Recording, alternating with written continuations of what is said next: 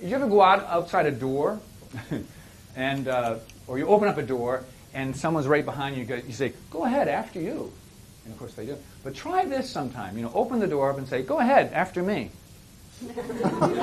and just see what they do. Just see what their behavior is in the next 3 seconds, and just see if they catch it, because they're already thinking. There's a wonderful vaudeville performer named Joey Brown. Really big mouth, rubber face.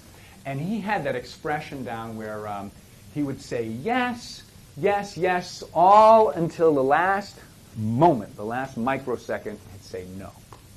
So someone would say, "Oh, did you see that guy downtown? He had a long, suit coat on, and he had a hat. It was a black hat, a fedora, I think, and he was the guy with the briefcase. Did you see that?" And all of the time, he's going, "No." It's just like everything in his body, his whole body said yes, but at the last second he said no. And that's kind of what I'm talking about. Sometimes creativity comes from breaking that rhythm, breaking the tradition, and breaking the flow of information, or the flow of even something that's visual and physical. Let's do another example. Let's see. Of course, I think creativity has a lot to do with bonding with your client, or bonding with relationships that you have. So, anybody from big families? Because anybody big families? I was one of 7 kids. Anybody more? More siblings? More siblings? 5 or more. Anybody have 5 or more siblings? Yeah. I had 7 kids in my family. I never slept alone until I got married. And it was. I'm just kidding. Yeah. He's over here going, "Wow."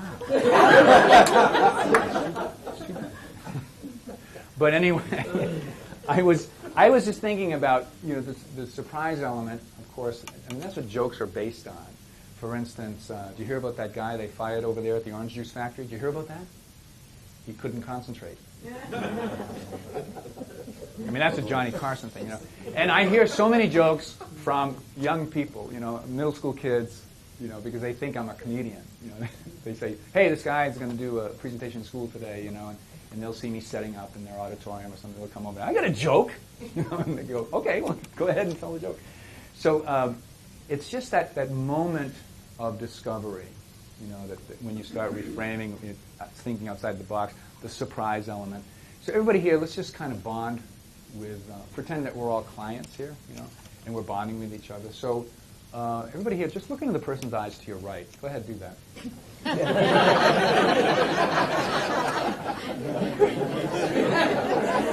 to your right.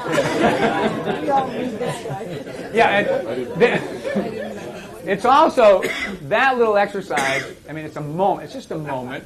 But whenever I've done that, and I mistakenly did that with a group of insurance people from Connecticut.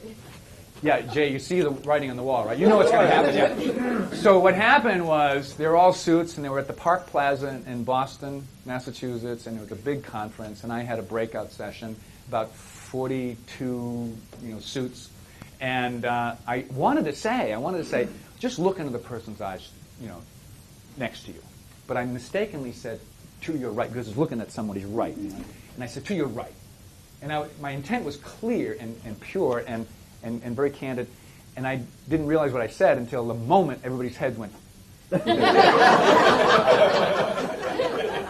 So I start laughing, but they came back like this. They were